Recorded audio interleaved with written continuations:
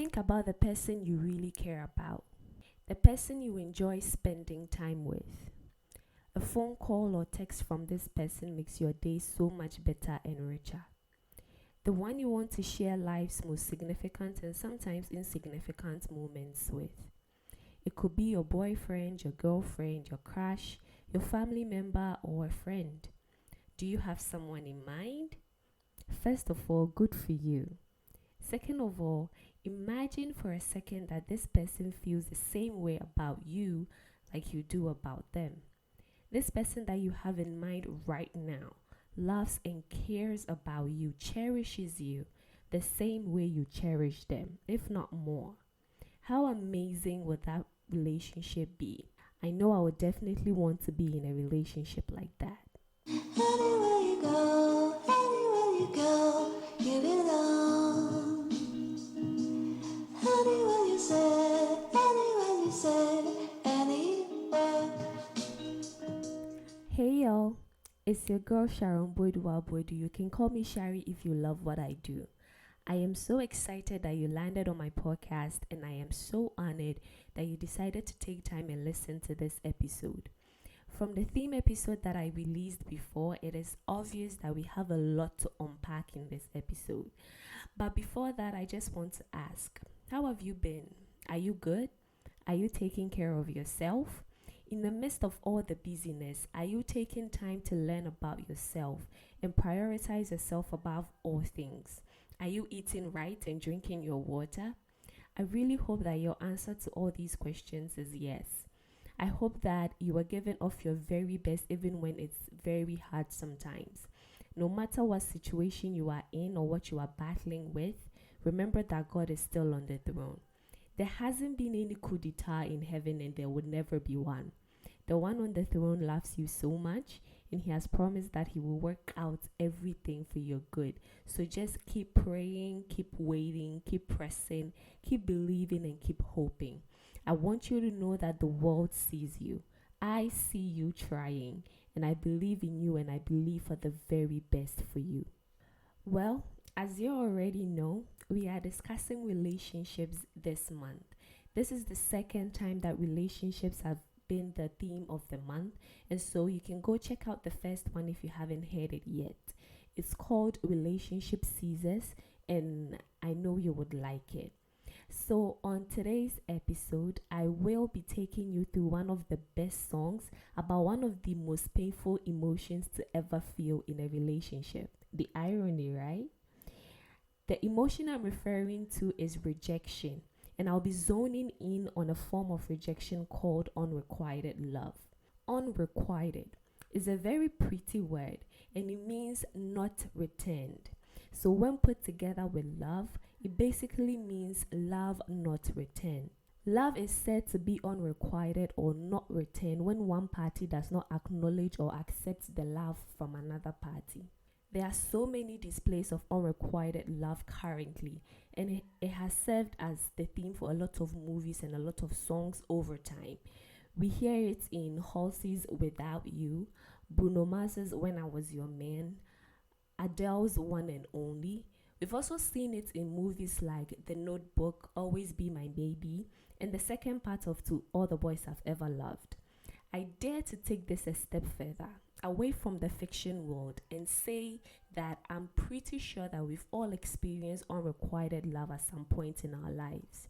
It doesn't necessarily have to be between the opposite sexes or be in a committed relationship. Unrequited love expresses itself in so many forms and levels.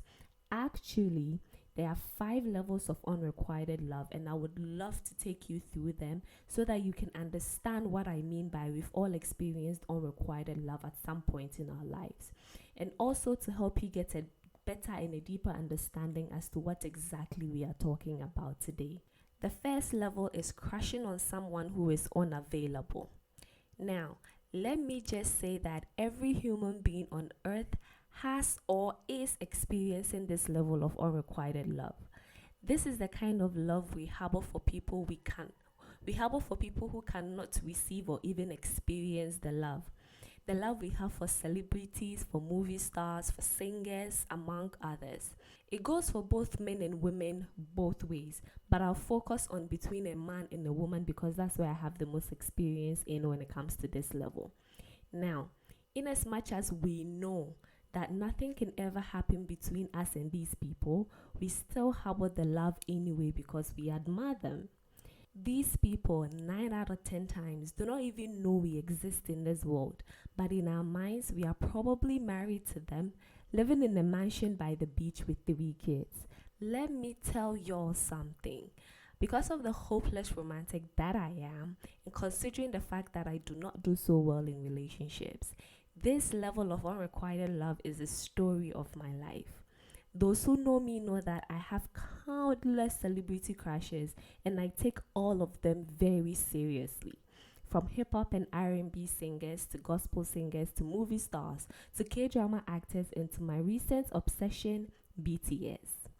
I remember not so long ago, I used to have the biggest crush on Tremaine Alden Neverson. And for those who don't know who that is, that's the birth name of Trey Songz.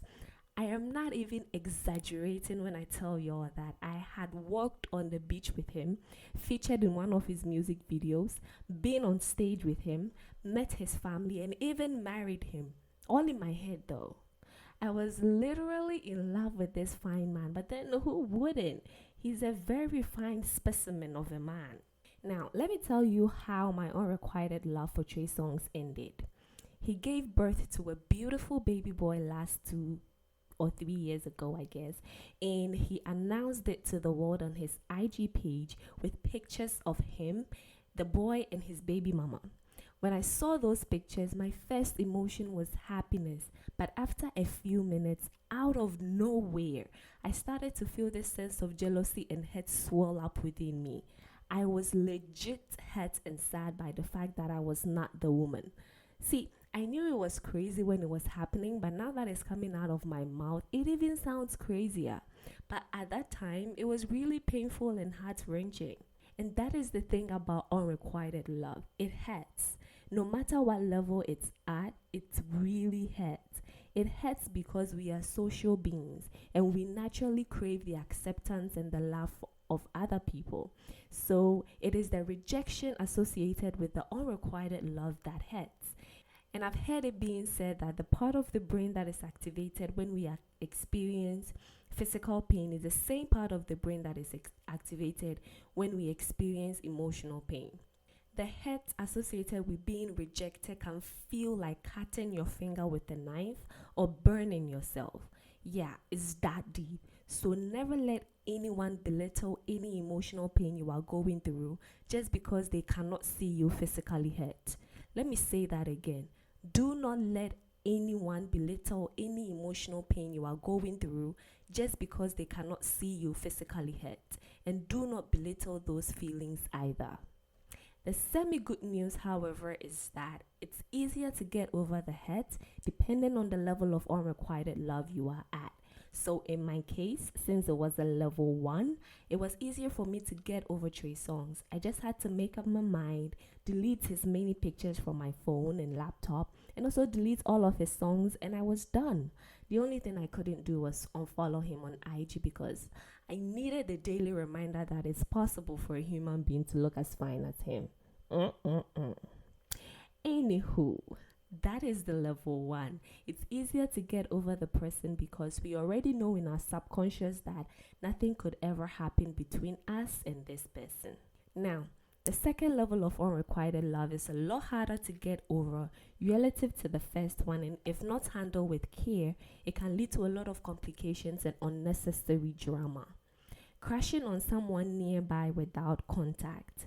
Here, the person is near you, available so to speak, but you haven't told the person or shown any sign that you are interested in him or her. People normally find themselves in this level of unrequited love for many reasons, and I found 2. 1, because of lack of confidence in themselves. It would be very difficult to express any form of affection towards someone else when you believe that the person is not on your level. You might probably feel less than, insecure, and the most common phrase often used is, "This person can never fall for someone like me." So because of the fear of rejection, we keep quiet and keep our feelings to ourselves. I would admit that feeling unworthy for your partner can be real, but those feelings are not final. You are worthy in God's eyes. The creator of the universe, the one who made your crush, says that you are worthy of all the love. So focus your attention on the affirmation that you get from your Heavenly Father and forget about your feelings and what your feelings are telling you. Don't disqualify yourself where God has already qualified you. As long as you genuinely love this person and you've sought God's direction about it and He approves, pursue it. And if the person does not appreciate you or accept you for who you are, then that is not your person. The second reason is one that I find to be a bit manipulative. This is where someone does not say anything about their true intentions for the relationships, but they go ahead to pursue a platonic relationship as a way of getting into the good books of their love interest. So, for example, a guy approaches me, right? And he says he wants to be friends, but he knows deep down in his heart that he wants to be more than that. But for some reason, he pretends as if he just wants a platonic relationship. And then later on, when he gets into my good books and he gets to know me better, then he flips the script. Gentlemen, don't do that. Ladies, don't do that. Let's not waste each other's time, okay? You either let your real intentions be known or you sit tight, period. The last thing I'm going to say about this level is that it is hard to get over this level because of the interaction that already exists between the two parties. Pursuing the love interest and getting rejected is the third level of unrequited love. This one is very self-explanatory. I believe this is the most common level of unrequited love, where here the attachment is strong, the rejection hits home, and it's harder to get over. We see it all the time. Y'all ever see the videos where the guy will be crying, like bawling his eyes out, phlegms and everything, because a girl broke his heart after everything he supposedly did for the girl? Or let me say it another way, his love got rejected. If care is not taken, this could lead to a lot of emotional trauma, depression, low self-esteem, suicide. Did I just say suicide? Suicide, and an array of unimaginable pain. A person in this level needs to remember that the rejection is not the end of the world. It might feel like it is, but it's not.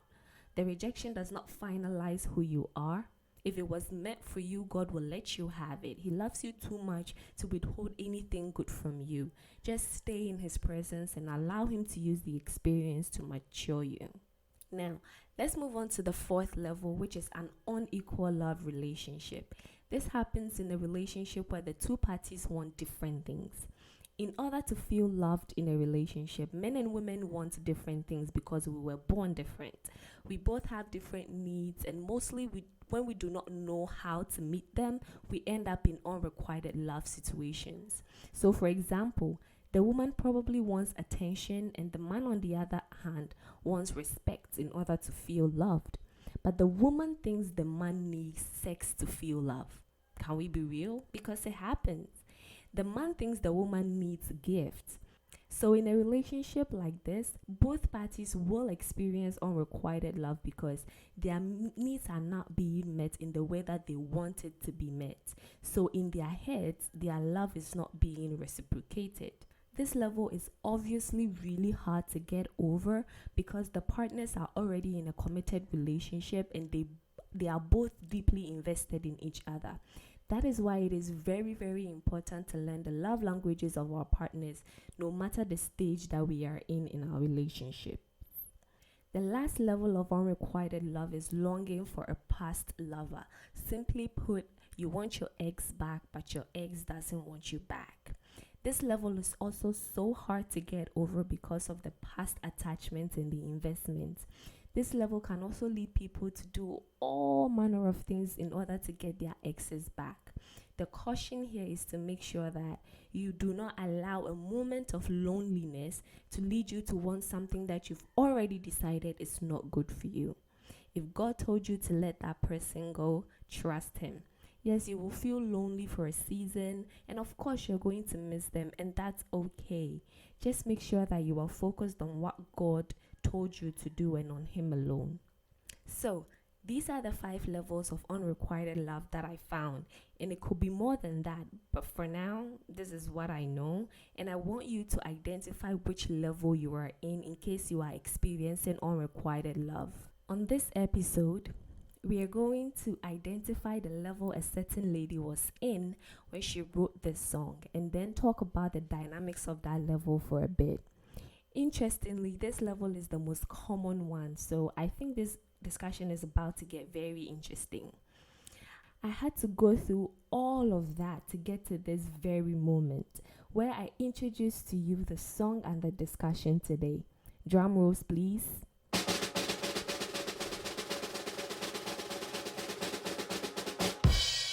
Just a Friend by Jamie Grace Collins.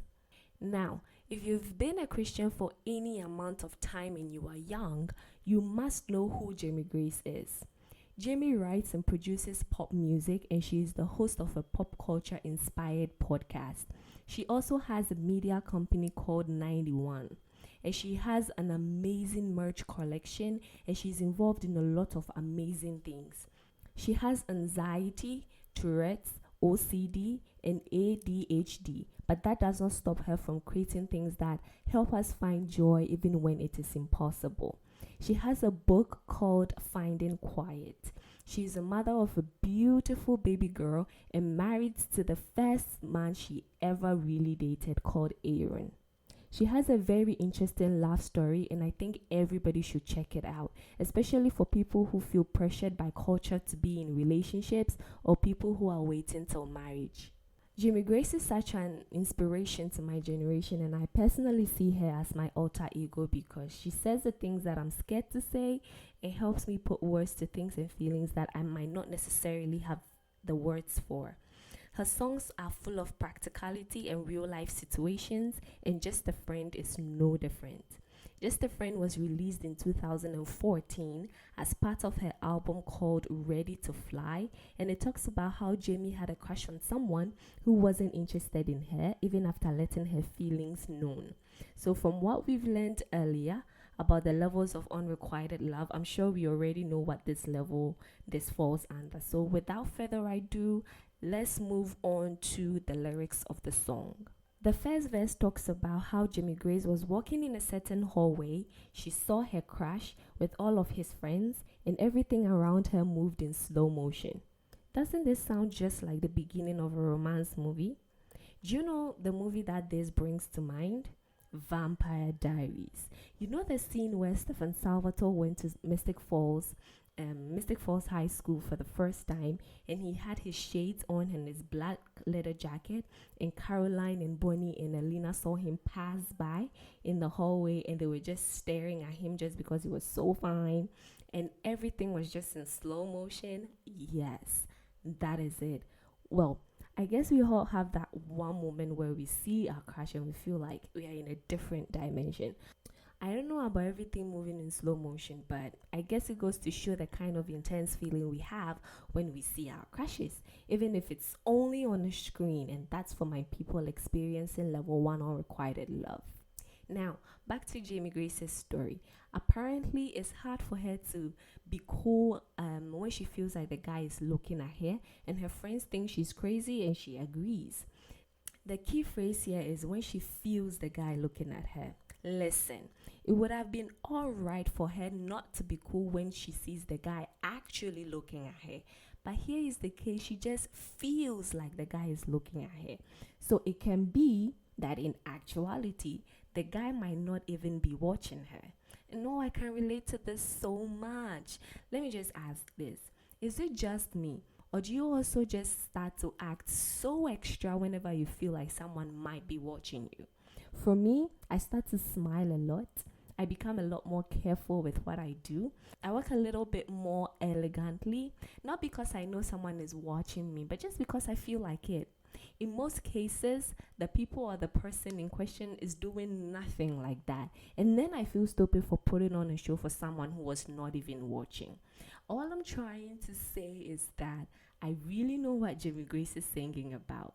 Now, moving on to the most relatable part of the song for me, she says, and I quote, "And I can be immature when I'm lying on the floor, photoshopping us together like I'm all yours.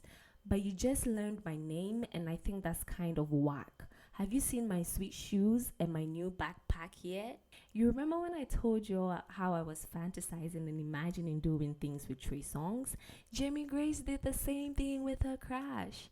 She was photoshopping the two of them together in a relationship, and the guy literally just learned her name. In the verse, she asks if her crush has seen her new sweet shoes and her new backpack, which I think symbolizes how her crush does not really pay attention to her that much. So here's the rundown. She likes this guy. She's imagining and photoshopping the two of them together. She cannot be cool around this guy, probably because she gets nervous. But the guy, on the other hand, just learned her name and he doesn't pay a lot of attention to her. Wow, that must really hurt, don't you think so? Jamie Grace goes on to say that she thinks the actions of this guy is kind of whack, as she should. Now, don't come at me saying, "Oh, how would her crush know these things about her when she hasn't even told him anything?" Relax. You will understand why we both think this guy is kind of whack.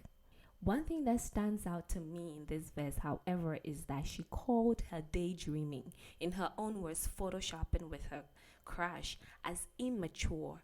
And when you think about it, it really is. Like, why do we form situations and scenarios in our heads and act like it's really happening when we are not even in the position to make it happen? It is due to the imaginative abilities God has given us as human beings. It is one of the most powerful tools He has equipped us with, the ability to imagine something that is different from our current situation. It brings hope and it fuels our faith. And if we imagine the right things that are in line with God's will, it fuels the faith that we need to cause God to make it happen.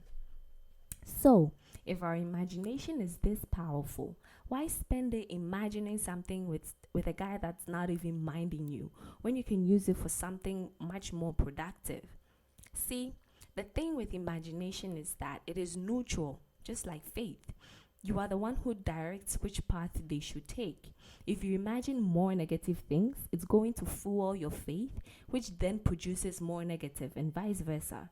We cannot let our imaginations run wild and leave it to do whatever it wants. Like everything else in our lives, we have to submit our imagination to the Word of God and use it to imagine things that bring purpose and peace and self-worth. And I'm telling you, no one needs to hear this more than me. If you listen to my very first episode, I told you all how I have a wild imagination. And that is so true. Listen, if you ever see me talking to myself, just mind your business and move on, because that is my imagination at work. So, I understand where Jamie Grace is coming from, and I also need to check myself to make sure I'm not spending my imagination on things that snatch away my self-worth little by little. Jamie Grace goes on to say, and I quote, "Somebody tell me why this hurts so bad. Why can't I find someone like my dad? I love you, Dad." We've already addressed the reason why unrequited love hurts, so we don't have to go there again. I just think it's really great that she's actually looking for someone that's like her dad. It goes to show that her dad gave her a great example of what being a man is all about. And my prayer for all my ladies is that we will get an example of a great man. It can be a dad, an uncle, a friend. We get that example in our lives, and we get someone who treats us right so that we can have the right standard and expectation for our men. Now, I'm going to skip the chorus for now and talk about the second verse. In verse 2, Jamie's approach takes a different turn, even though her situation remained the same. She starts by stating that it's possible for anyone listening to her, or even her crush, to think she's too young to feel the way she does. Before I move on, let me just ask this. Do you think there's an age limit when it comes to feeling attracted to the opposite sex? Does love know age? And I use the word love advisably. Because let's be frank, I'm sure we've all been told at one point in our lives that we are too young to know love or too young to be in a relationship. Is it about the love itself or is it about something else? Because if I'm being totally honest, the first time I felt attracted to a guy was in primary 4 or so. And it was not the sexual kind of attraction. I genuinely liked this person and found him interesting. Although at that time I couldn't put the words to those feelings yet. So let me know your thoughts about this. Does love no age, especially in this age where children and everyone for that matter is exposed to so much? Send me an email or a DM. All of my socials will be in the description box of this episode. Jamie Grace goes on to make an admission that I think would probably be very difficult for us to do should we find ourselves in her situation. That is finally accepting that her love interest might not be so interested in her. To quote her directly, she says, "To you, I'm just a crush that won't go away." And this is where I say her approach changed. So she goes on to say that even if her crush moves on and have a happy life, probably with another girl, she would pray for him because she would be doing just fine. Now, this kind of energy doesn't come just like that. It takes God on the inside of a person and faith to admit that you cannot have what you want and you are fine with that. It takes an even deeper faith to go a step further to pray for this person. So she literally went from "why does this hurt so much" in verse 1 to "I'll pray for you and I know I'll be fine" in verse 2. That sure is amazing, but I don't think it happened in a short span of time. I'm sure it took her a while to move from verse 1 to verse 2, but once she got to verse 2, the time did not even matter anymore because she was whole. Let me ask you this. If you were in Jamie Grace's shoes, would you be like Jamie or would you have turned bitter, sad, depressed, or angry? Don't tell me, just think about it and relate it to other aspects of your life. How do you feel when you don't get something that you wanted? Remember that your actions and your reactions in situations like these reveal who or what has your heart. Jamie then asks another question about why love takes so long, and then she mentioned watching Reba with her mom. I'm guessing Reba is a movie or TV series. At least that's what I found on Google when I searched.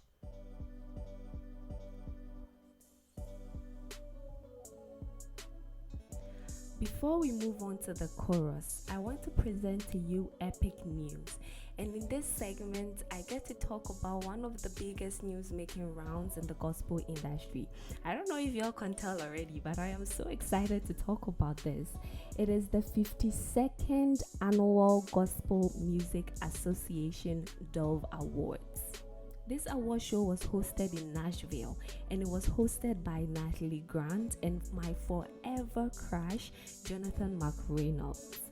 The theme for the event was Stronger Together, and man, it was an amazing show.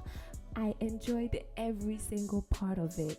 We had performances from We the Kingdom, CC Winers, Kane, Dante Bowe, Jonathan McReynolds and Mali Music, Lauren Daigle, Brandon Lake, Hope Dust, Maverick City, Natalie Grant, and a whole lot of other people. Elevation Worship, they were all rapping. Now, let me take you through the awards and let you know who won what. So for Contemporary Gospel Album of the Year, the award went to Corinne Hawthorne with her album I Am. A Week Away won the Inspirational Film of the Year. This movie, I'm going to look for it and watch it because it looked really good. CC Winers won Gospel Artist of the Year.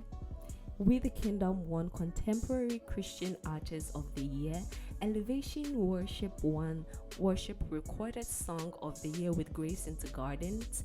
And Carrie Jobs, Cody Kans, and Elevation Worship won the Song of the Year with The Blessing. Maverick City Music won an award, and a whole lots of other people. You guys should check the Doves Award out. It's on YouTube, on the TBN YouTube channel. I promise you, when you watch it, you are going to enjoy every single part of it, and it's going to help you see the songs that are doing really well in the gospel industry, and go download it and listen to them if you haven't listened to them yet. Honestly, I'm very, very, very happy that we have award shows like this because it just makes the whole gospel industry a lot better, and it helps give credit to who credit is due because those guys are doing so well. The gospel music nowadays are just the bomb.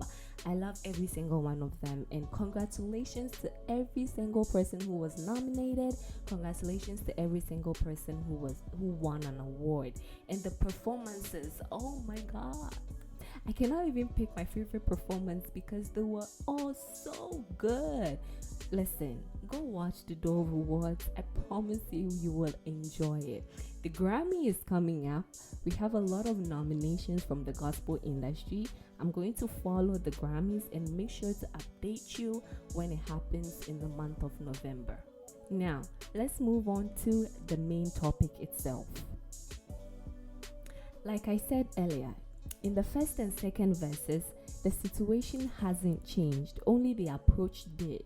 Jamie was still experiencing unrequited love in those verses, so the chorus that followed each of the verses had her questioning her crush as to why he cannot see what she was seeing, which is the two of them together. Apparently, this guy keeps insisting that she's just a friend.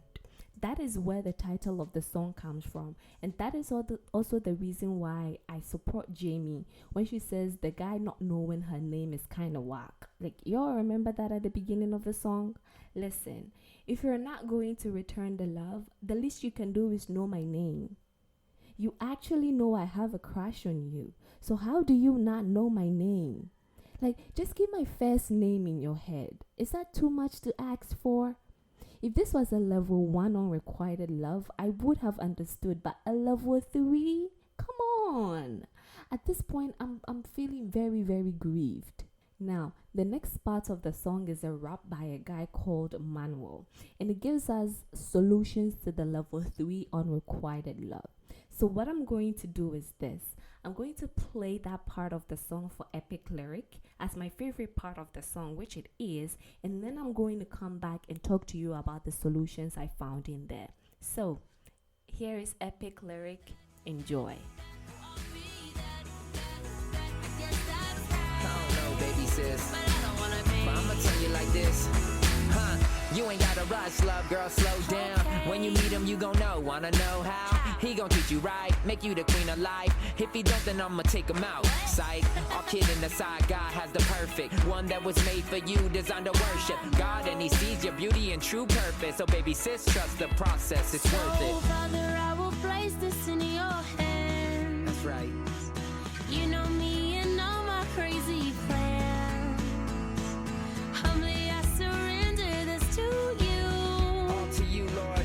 So I'll keep dreaming, you keep coming through. You keep coming through. Yeah. I know you see what I don't You see what I don't see. So I'll be just a friend. Yeah. I'll be just a friend. I know that I will be happy. Even if I'm just a friend, I'll be just a friend. So yeah, that's that. That's that. Oh, that's that. That's that. I'll be that. I'll be. Yeah. Come on. It's gonna be alright, Jamie.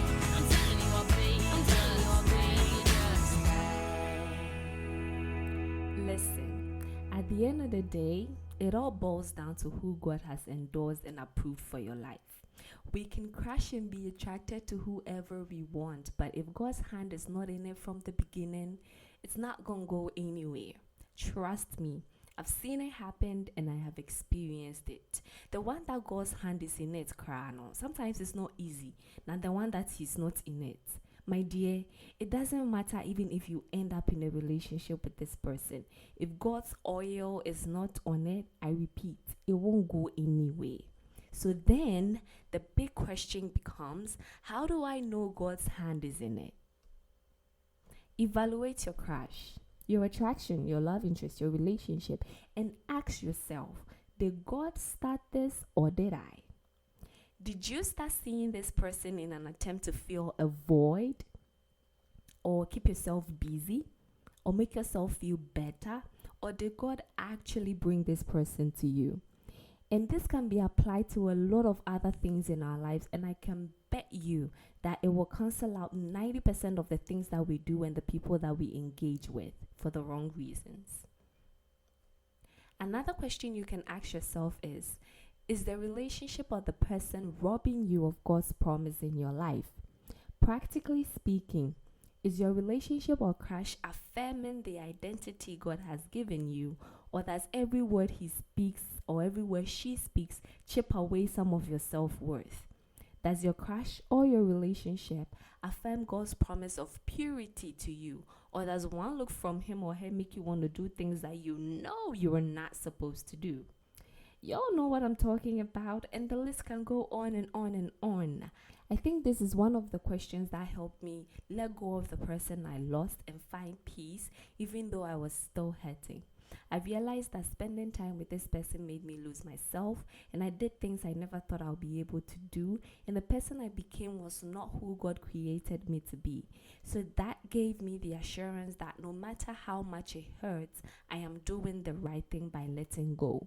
We have to learn to trust the process and wait.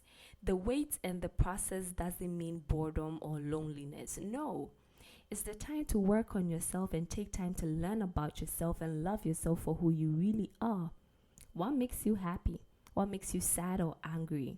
What do you enjoy doing? And how do you want your future to look like? Channel your imaginative powers to this and let the crushes be.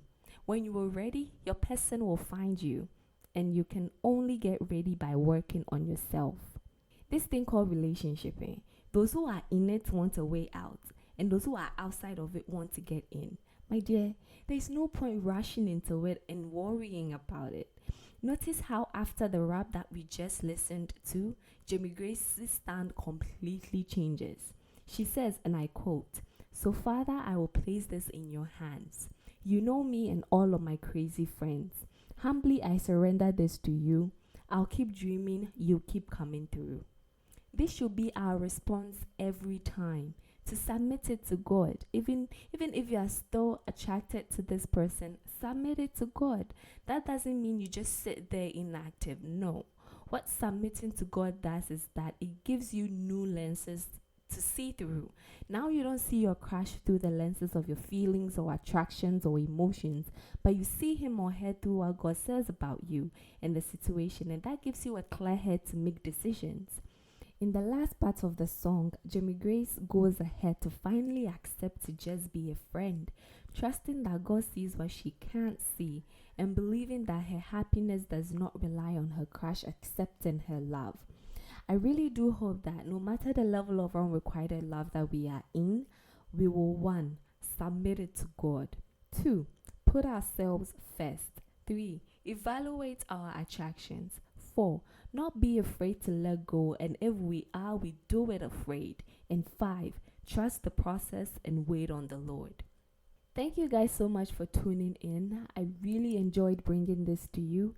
This episode is going to be one of my favorites so far because of how relatable the song is. Now, if you've listened up to this point, then it's obvious that you like me. You know you like me.